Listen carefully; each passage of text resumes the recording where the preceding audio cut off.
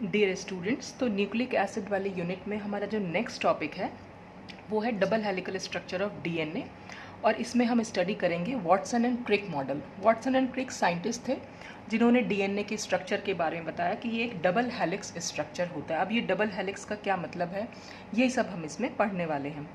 तो DNA consist of 2 strands of polynucleotides coiled around each other in the form of a double helix। DNA में 2 strands होते हैं, ठीक है। और ये स्ट्रैंड्स किसके बने हुए होते हैं? पॉलीन्यूक्लियोटाइड्स के। तो जितने भी न्यूक्लियोट, ये सब हम अभी लास्ट वीडियो में भी मैंने आपसे बताया था कि स्ट्रक्चर ऑफ पॉलीन्यूक्लियोटाइड कैसे बनता है। तो बहुत सारे न्यूक्लियोटाइड्स क्योंकि आपस में जुड़ते चले जाते हैं तो वहीं से पॉलीन्यूक्लियोटाइड बनता है और यही पॉलीन्यूक्लियोटाइड को हम न्यूक्लिक एसिड बोल देते हैं। तो क्या होगा कि 2 स्ट्रैंड्स इसमें ले लिया, यानी कि स्ट्रैंड्स मतलब चेन्स समझ लीजिए, 2 चेन्स हो जाएंगी पॉलीन्यूक्लियोटाइड की और वो आपस में कॉइल हो जाती हैं, इस तरह से घूमती हुई चली जाती हैं। जैसे स्प्रिंग होती है, स्प्रिंग में भी कॉइलिंग होती है, देखने को वो राउंड राउंड शेप में जो बना हुआ होता है, तो वो कॉइल की, तो ये एक दूसरे से जुड़ जाती हैं, एक दूसरे से कॉइलिंग हो जाती है इनकी। और एक ये डबल हेलिक्स, इसी स्ट्रक्चर को हम हेलिक्स बोल देते हैं। अगर हम सिंगल स्ट्रक्चर इस तरह से दिखा रहे हैं, मैं आपको बना के दिखा दे रही हूँ एक बार, कि अगर हम एक सिंगल स्ट्रक्चर कुछ इस तरीके का बना रहे हैं ये, तो ये एक हेलिक्स हो जाएगा, ठीक है। एक ये हेलिक्स हो जाएगा और ये हेलिक्स, जब ये दोनों मिल जाएंगे, एक दूसरे के अंदर कॉइल हो जाएंगे, तो ये कुछ इस तरीके से बन सकते हैं। तो ये हमारा कहलाता है डबल हेलिक्स स्ट्रक्चर। अच्छा, the nucleotides in each strand of DNA are connected by phosphodiester bond.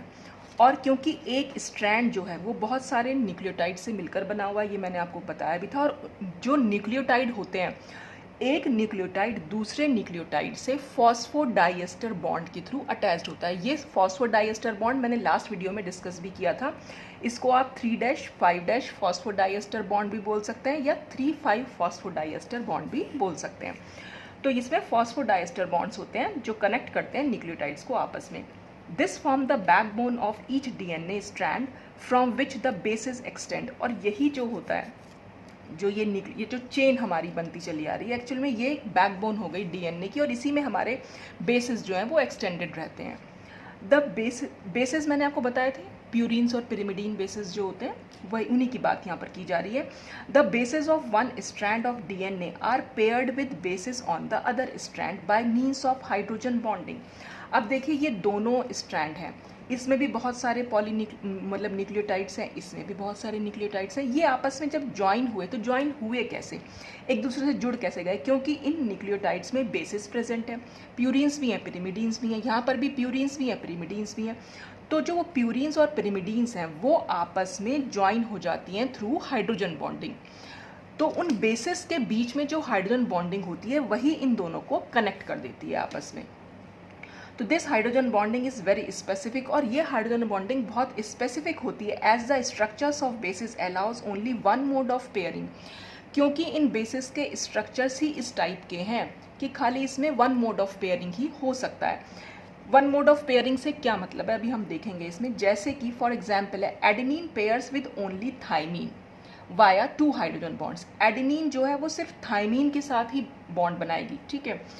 और कितने बॉन्ड बनाएगी? 2 हाइड्रोजन बॉन्ड्स। ये ज़रूर याद रखिएगा, ये बहुत इंपॉर्टेंट चीज़ है कि एडेनिन जो है थाइमीन के साथ सिर्फ 2 हाइड्रोजन बॉन्ड बनाती है। और guanine pairs with cytosine through 3 hydrogen bond, और ग्वानिन जो है वो साइटोसिन के साथ 3 हाइड्रोजन बॉन्ड बनाती है।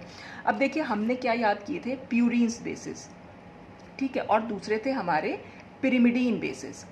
प्यूरिन्स में हमारे कौन से आए थे? एडेनिन और ग्वानिन। और पिरिमिडीन में जब हम डीएनए की बात कर रहे हैं तो साइटोसिन था और एक था थाइमीन, ठीक है। अगर आरएनए होता तो ये थाइमीन की जगह यूरेसिल हो जाता। अब जो हाइड्रोजन बॉन्डिंग होती है वो एक स्ट्रैंड के प्यूरिन में और दूसरे स्ट्रैंड के पिरिमिडीन बेसिस में हाइड्रोजन बॉन्डिंग होती है। ऐसा नहीं है कि इसका प्यूरिन है तो दूसरे का भी प्यूरिन में हाइड्रोजन बॉन्डिंग होगी, नहीं। एक स्ट्रैंड का प्यूरिन बेस होगा और दूसरे स्ट्रैंड का पिरिमिडीन बेस होगा, ठीक है। तो इसका मतलब ये जो एडेनिन है भाई, ये साइटोसिन के साथ भी कंबाइन कर सकता है और थाइमिन के साथ भी कंबाइन कर सकता है। मतलब कंबाइन करने से मतलब है हाइड्रोजन बॉन्डिंग फॉर्म कर सकता है, लेकिन ये हाइड्रोजन बॉन्डिंग फॉर्म करता है सिर्फ थाइमिन के साथ। तो एडेनिन और थाइमिन के बीच में सिर्फ 2 हाइड्रोजन बॉन्डिंग होती है, जिसको हम इस तरह से शो करते हैं, 2 बॉन्ड बना देते हैं। तो इसका मतलब है एडेनिन और थाइमिन के बीच में 2 हाइड्रोजन बॉन्डिंग है।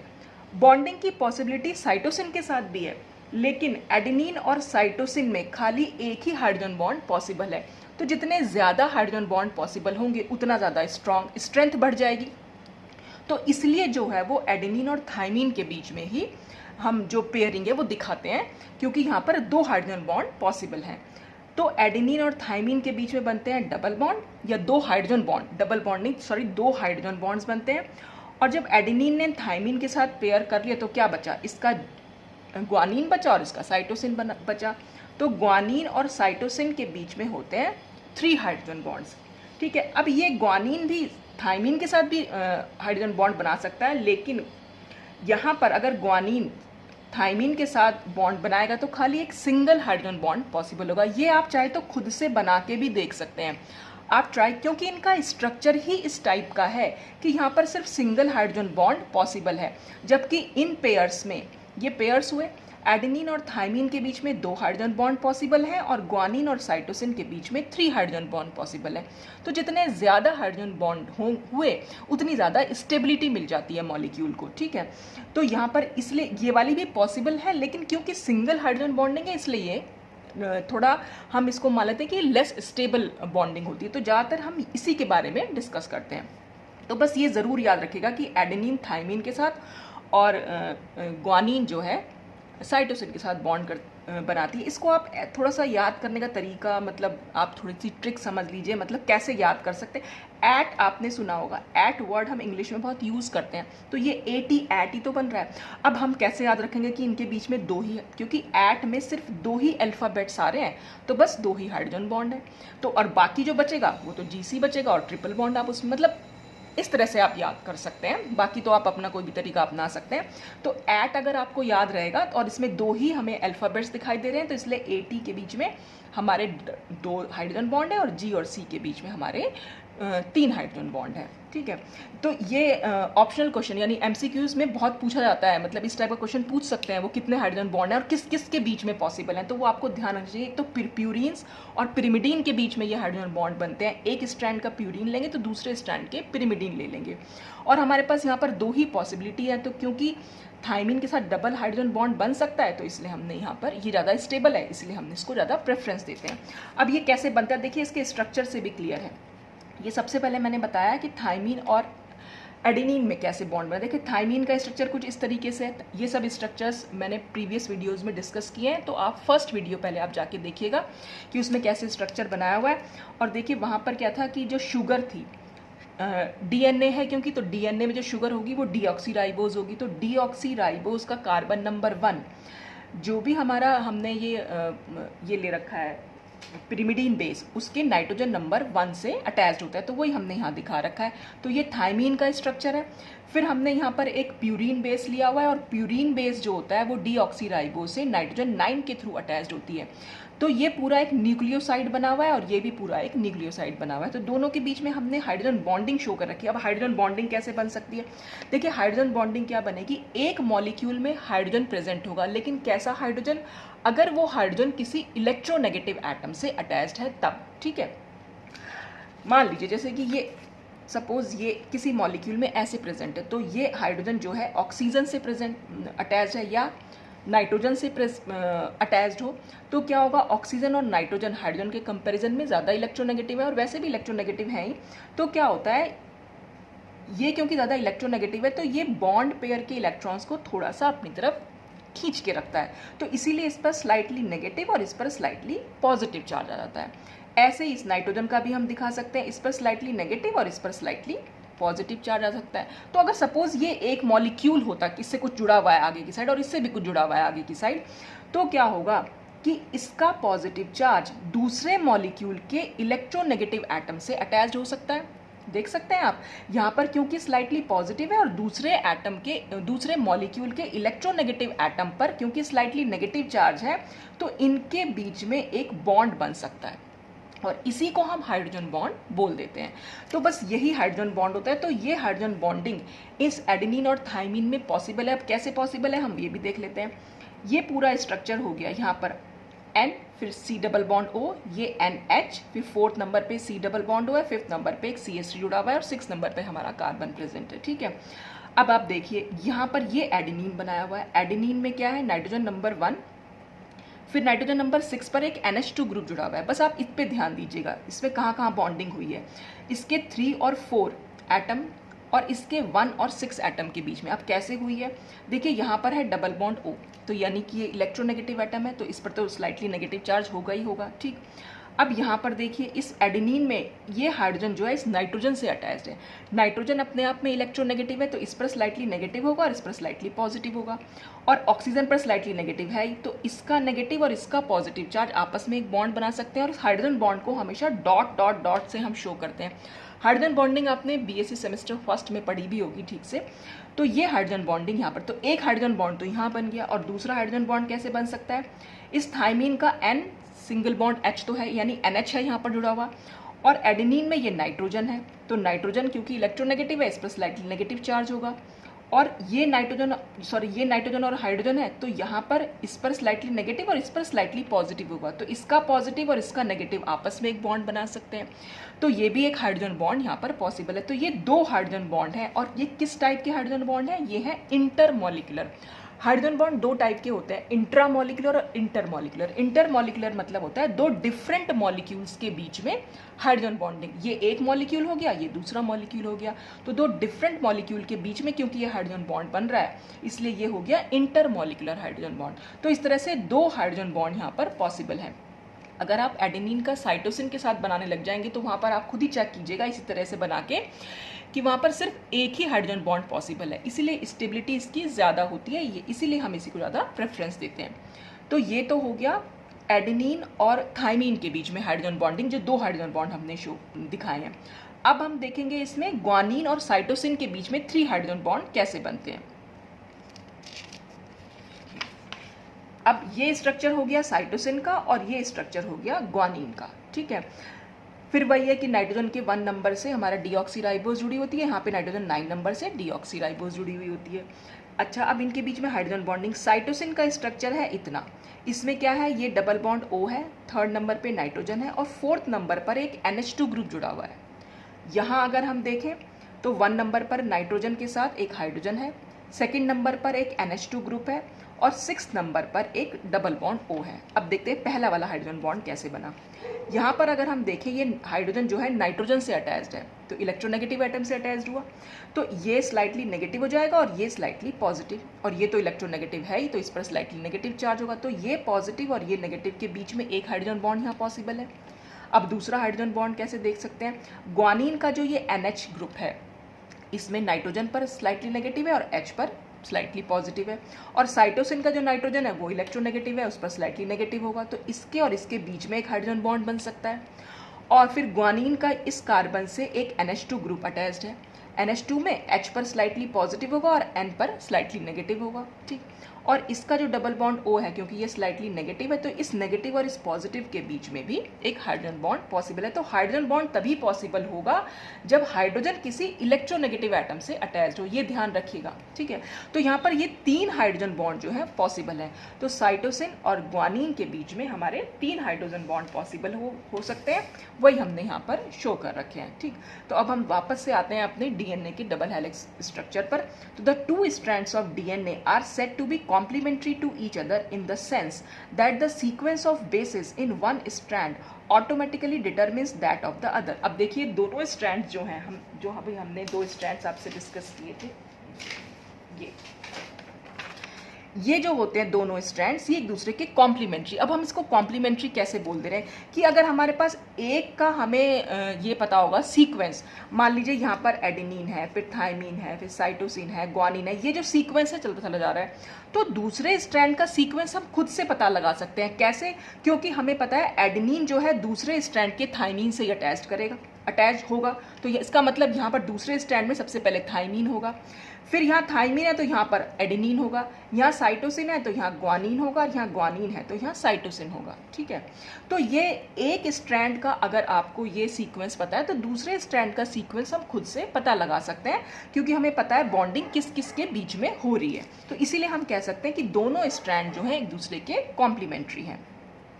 Both the strands of DNA are separated by 20 angstrom. दोनों स्ट्रैंड के बीच का जो डिफरेंस है वो होता है 20 angstrom. Coiling of the helix is right handed, ये राइट हैंडेड कॉइलिंग होती है।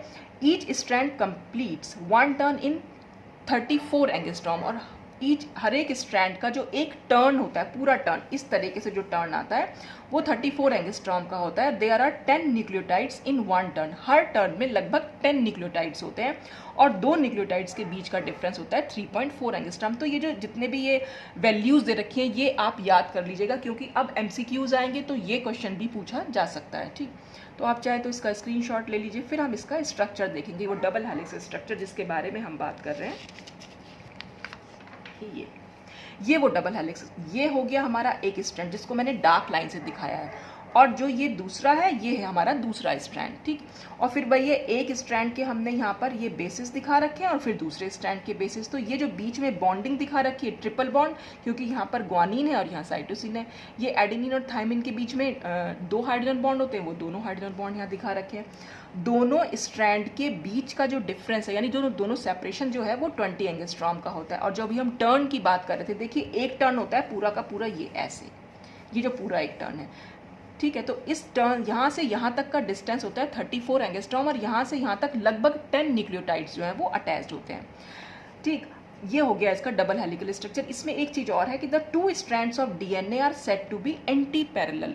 ये जरूर ध्यान रखिएगा कि DNA के दोनों स्ट्रैंड्स एंटी पैरेलल होते हैं। अब ये एंटी पैरेलल का क्या मतलब है, आप यहाँ देख रहे हैं कि जो मैंने ये पहला वाला स्ट्रैंड बनाया है, मतलब जो डार्क वाला स्ट्रैंड है, इसका मैंने यहाँ पर 5 डैश लिखा है, और जब ये खत्म हो रहा है तो 3 डैश पे खत्म हो रहा है। हमेशा हमारा जो DNA उसका यही एक एंड 5 एंड होगा, दूसरा 3 एंड होगा। उसको आप 5 डैश या 3 डैश लिख सकते हैं, या 5 और 3 पर जनरली हम डैश के कंसर्न में इसको यूज़ करते हैं। तो अगर एक 5 डैश से स्टार्ट हो रहा है तो दूसरा 3 डैश से स्टार्ट होगा, तो ये एंटी पैरेलल होते हैं एक दूसरे के, ये ध्यान रखिएगा। अब ये 5 डैश और 3 डैश एंड होते क्या है वो मैं अभी आपको समझाऊंगी, बस अभी आप ये ध्यान रखिएगा कि 5 डैश से स्टार्ट हो रहा है तो 3 डैश पे खत्म होगा, और अगर ये 5 डैश से स्टार्ट हो रहा है तो दूसरा वाला जो स्ट्रैंड होगा वो 3 डैश से स्टार्ट होगा, इसीलिए ये एंटी पैरेलल एक दूसरे के होते हैं। तो ये ध्यान रखिएगा कि एंटी पैरेलल क्या होते हैं। अच्छा, अब हम बात करेंगे कि ये 5 डैश और 3 डैश से क्या मतलब है। देखिए, जब हमने लास्ट वीडियो में DNA का स्ट्रक्चर डिस्कस किया था, ये मैं आपको दिखा देती हूँ, ये स्ट्रक्चर आपने लास्ट वीडियो में देखा होगा। तो मैंने आपको ये बताया था कि अभी तो मैंने इसमें सिर्फ 4 ही बेसिस दिखा रखे थे, लेकिन क्योंकि DNA में तो बहुत सारे न्यूक्लियोटाइड्स जुड़े हुए होते हैं, यहाँ पर तो खाली 4 न्यूक्लियोटाइड ही शो कर रखे हैं, तो बहुत सारे न्यूक्लियोटाइड होंगे और कहीं ना कहीं तो चेन जाके एंड होगी। तो आप अगर यहाँ पर देखें, यहाँ पर इस वाले एंड की अगर मैं बात करूँ, स्टार्टिंग में यहाँ मैंने आपको बताया था कि जो हमारा फॉस्फोडाइएस्टर लिंकेज है वो एक्चुअल में कैसे बनता है। जो शुगर होती है, शुगर का जो 5 डैश कार्बन होगा, मतलब जो 5th नंबर वाला कार्बन है और उससे जो फॉस्फेट ग्रुप जुड़ा हुआ है, वो फिर दूसरे न्यूक्लियोटाइड के 3 डैश एंड से जुड़ा हुआ होता है। जैसे कि अगर मैं इसकी और इन दोनों शुगर को आप देखें, इस दोनों शुगर में इस शुगर का 5 डैश एंड से जो फॉस्फेट ग्रुप है वो दूसरे शुगर के 3 डैश एंड से जुड़ा हुआ है। और कैसे जुड़ा हुआ है, ये लिंकेज कैसे बना, ये मैं लास्ट वीडियो में डिस्कस कर चुकी हूँ। ठीक है, तो हमेशा 5-3 ही के कंसर्न में जाएगा ये। तो अगर आप ये देखें, अगर मान लीजिए ये DNA कंप्लीट हो गया हमारा, मतलब इसमें और न्यूक्लियोटाइड नहीं जोड़ रहे हैं हम, सपोज आप मान लीजिए खत्म है, तो खत्म हम इसको कैसे करेंगे, 3rd के नीचे यहाँ पर अब हम OH लिख देंगे पूरा का पूरा, क्योंकि हमारा आगे लिंकेज नहीं दिखाना है हमें, तो हम यहाँ पर OH लिख देंगे। तो यहाँ पे 3rd एंड पे जो OH होगा वो अनलिंक्ड OH होगा, वो किसी से जुड़ा हुआ नहीं होगा। और ऐसे ही जो 5 डैश एंड है, 5 डैश एंड पे अब ये जो मैंने यहाँ दिखा रखा था कि ये किसी और न्यूक्लियोटाइड से जुड़ा है, तो अब हम इसको जुड़ा हुआ नहीं दिखा रहे, क्योंकि हम कह रहे हैं कि DNA का स्ट्रक्चर हमारा कंप्लीट हो चुका है। तो यहाँ पर हम क्या लिखेंगे, CH2O, फिर इससे एक फॉस्फोरस जोड़ देंगे, फॉस्फोरस से डबल बॉन्ड O, और उस फॉस्फोरस से 2 OH ग्रुप जोड़ देंगे। जैसे आप यहाँ पर देख सकते हैं, ये फॉस्फोरस अगर मैं इसको यहीं खत्म कर दूँ कि हमारा इतना ही DNA है सपोज, तो क्या हो जाएगा, ये फॉस्फोरस यहाँ पर OH आ जाएगा, बस और कुछ नहीं होगा, सिर्फ इतना OH हो जाएगा, ये सब कुछ नहीं दिखाएंगे हम। तो यानी कि यहाँ पर एक अनलिंक्ड फॉस्फेट ग्रुप होगा। तो बस यही DNA का, तो यही एंड हो जाता है। इसको हम 3rd एंड बोल देते हैं, इसको हम 5th एंड बोल देते हैं, या इसको 5 डैश एंड बोल देते हैं, इसको 3 डैश एंड बोल देते हैं। तो जो हमारा DNA का स्ट्रक्चर है वो इसी तरह से होता है, 5 डैश एक एंड होता है 5 डैश, और दूसरा एंड होता है 3'। तो वही हमने यहाँ पर दिखा रखा है, और ये एंटी पैरेलल हमने क्यों बोल रखा है कि एक 5' से स्टार्ट हो रहा है तो दूसरा 3' से स्टार्ट हो रहा है। मतलब अगर हमने एक को यहाँ से स्टार्ट कर रखा है तो दूसरे को हम यहाँ से स्टार्ट करते हुए बनाएंगे तो उल्टा बना देंगे, तो एंटी पैरेलल इसलिए ये निकल के आ जाता है। तो आई होप कि ये 5' और 3' आपको समझ में आएगा कि हम इसको 5 और 3 क्यों कह रहे हैं, क्योंकि 3' एंड पे हमारा एक OH ग्रुप होता है जो अनलिंक्ड होता है, और 5' एंड पे एक फॉस्फेट ग्रुप होता है जो अनलिंक्ड होता है। यहाँ पर तो अभी लिंकेज दिखा रखी, क्योंकि अभी लिंकेज क्योंकि बनने अभी पॉलीन्यूक्लियोटाइड, बहुत सारे पॉलीन्यूक्लियोटाइड जुड़े हुए होते हैं, लेकिन कहीं ना कहीं पर तो जाकर एंड होंगे, कहीं ना कहीं तो डीएनए का स्ट्रक्चर कंप्लीट होगा। तो जहाँ पर वो कंप्लीट होता है वहाँ पर थर्ड एंड पे OH ग्रुप अनलिंक्ड होता है, और फिफ्थ ग्रुप पे जाकर, फिफ्थ कार्बन पे जाकर अनलिंक्ड फॉस्फेट ग्रुप होता है। तो ये पूरा इस स्ट्रक्चर हो गया double helical structure of DNA. अब हम बात करेंगे स्ट्रक्चर ऑफ आरएनए की। अब स्ट्रक्चर ऑफ आरएनए को एक्चुअली हम उसके टाइप्स के रूप में पढ़ते हैं कि कितने टाइप्स के आरएनए हैं, यही हम देख लेते हैं टाइप्स ऑफ आरएनए। तो ribonucleic acid is a single stranded molecule. अच्छा, डिफरेंस देखिए, डीएनए और आरएनए में मैं पहले भी आपको डिफरेंस बता चुकी हूँ। एक तो इसमें राइबोज शुगर होती है, जबकि वहाँ पर डीएनए में होती है डीऑक्सीराइबोज, ठीक है, इसीलिए इसका नाम राइबोन्यूक्लिक एसिड होता है, उसका नाम डीऑक्सीराइबोन्यूक्लिक एसिड होता है। फिर यहाँ पर पिरिमिडीन, प्यूरिन्स बेस दोनों में सेम होते हैं, लेकिन पिरिमिडीन बेसिस में इसमें यूरेसिल होता है, वहाँ पर थाइमिन होता है, ठीक है। एक तो ये डिफरेंस, और तीसरा जो डिफरेंस आएगा, आरएनए अपने आप में सिंगल स्ट्रैंडेड मॉलिक्यूल है, खाली एक स्ट्रैंड होगा, जबकि डीएनए का भी हमने स्ट्रक्चर दिखाया, ये एक डबल स्ट्रैंडेड मॉलिक्यूल है, यहाँ पर 2 स्ट्रैंड हमें दिखाई दे रहे हैं। तो ये 3 मेजर डिफरेंस होते हैं डीएनए और आरएनए में। तो अगर डिफरेंस भी कभी आ जाए तो आप लिख सकते हैं आराम से। अब ये आरएनए होते हैं 3 टाइप्स के। सबसे पहले होता है एमआरएनए, जिसको हम बोल देते हैं मैसेंजर आरएनए। तो mRNA plays a vital role in the process of transcription और during the protein synthesis. Transcription एक प्रोसेस है जिसको हम अब डिटेल में नेक्स्ट वीडियो में पढ़ेंगे। तो प्रोटीन सिंथेसिस के या ट्रांसक्रिप्शन में ये एमआरएनए जो होता है बहुत ही इंपॉर्टेंट रोल जो है वो प्ले करता है। एमआरएनए का काम क्या हुआ, mRNA transmits the genetic information from DNA to ribosomes. Ribosomes एक ऐसी जगह है सेल में जहाँ पर प्रोटीन की सिंथेसिस होती है। अगर आप बायो के स्टूडेंट्स हैं तो जाहिर सी बात है कि आपने पढ़ा हुआ होगा, और मैथ्स के हैं तो अब आप पढ़ लीजिए कि राइबोसोम्स वो जगह है जहाँ पर प्रोटीन सिंथेसिस होती है। तो एमआरएनए का काम क्या होता है, वो जेनेटिक इंफॉर्मेशन को डीएनए से लेकर राइबोसोम तक पहुँचा देता है, ठीक है। मतलब सेल में डीएनए भी है, आरएनए भी है, तो डीएनए से क्या करेगा, एमआरएनए उस जेनेटिक इंफॉर्मेशन को लेगा और उस राइबोसोम को पहुंचाएगा ताकि वो प्रोटीन को सिंथेसाइज कर सके, और it forms 5 to 10% of total RNA. तो मैसेंजर आरएनए टोटल आरएनए का खाली 5 to 10% बनाता है। नेक्स्ट आरएनए है ट्रांसफर आरएनए, टीआरएनए से जिसको हम बोल देते हैं। तो tRNA is responsible for choosing the correct protein और the amino acids required by the body. यानी कि ट्रांसफर आरएनए का क्या काम होगा, ये एक करेक्ट प्रोटीन कह लीजिए या एमिनो एसिड्स का एक्चुअली सीक्वेंस होता है, तो वो करेक्ट एमिनो एसिड्स को चूज करता है जो हमारी बॉडी के लिए जरूरी होती है। And in this way it helps the ribosome, और इसी तरीके से ये राइबोसोम की हेल्प कर देता है। It is also called as soluble RNA. इसको कई बार हम स्मॉल s आरएनए भी लिख देते हैं, तो इसका नाम सॉल्युबल आरएनए, ये आप ध्यान रखिएगा। And it forms a link, और ये एक लिंक बनाता है between the mRNA and the amino acid. Messenger RNA और एमिनो एसिड के बीच में ये एक लिंक बनाता है। It consist of about 75 nucleotides. ये करीब 75 न्यूक्लियोटाइड्स का बना होता है, makes 10 to 20% of the total RNA, और ये टोटल आरएनए का 10 to 20% बनाता है। तो सबसे कम होता है एमआरएनए, फिर होता है ट्रांसफर आरएनए, उसके बाद होता है राइबोसोमल आरएनए। तो थर्ड टाइप अभी हम देखेंगे आरएनए, जिसको हम बोल देते हैं राइबोसोमल आरएनए। तो थर्ड है हमारा RNA. RNA is the primary component of ribosome. ये राइबोसोम का प्राइमरी कंपोनेंट है। RNA plays a fundamental role in the synthesis and translation of mRNA into proteins. MRNA में एक्चुअली हमारी प्रोटीन कोडेड फॉर्म में होती है, ये क्या एमिनो एसिड्स का कोड होता है, वो सब अभी हम डिस्कस करेंगे नेक्स्ट वीडियो में। तो ये यहाँ पर इसकी सिंथेसिस में और ट्रांसलेशन ऑफ एमआरएनए की में जो है, ताकि प्रोटीन की सिंथेसिस हो सके। एक्चुअली सारे आरएनए प्रोटीन सिंथेसिस में ही हेल्प कर रहे हैं, बस उनके नाम हमने अलग अलग दे दिए हैं। ट्रांसक्रिप्शन हो गया, ट्रांसलेशन हो गया, तो वो सब हम नेक्स्ट वीडियो में डिस्कस करेंगे।